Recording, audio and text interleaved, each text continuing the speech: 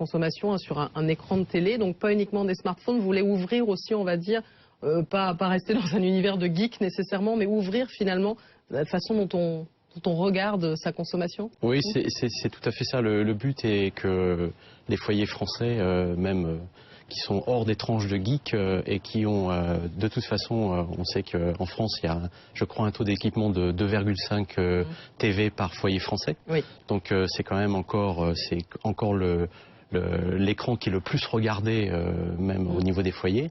Donc on a vraiment, je dirais, mis au point notre système de suivi de sa consommation et des recommandations que nous faisons pour baisser sa consommation, comme vous l'expliquez. C'est le moteur, les foyers veulent économiser, ne veulent plus avoir la surprise de la facture EDF qui est estimée durant l'année et puis à la fin de l'année, tout d'un coup, vous découvrez qu'il faut en mesurer réel, qu'il va falloir payer beaucoup plus. Que beaucoup ne savent pas lire. Et que beaucoup ne savent pas lire, vous avez tout à fait raison Nathalie.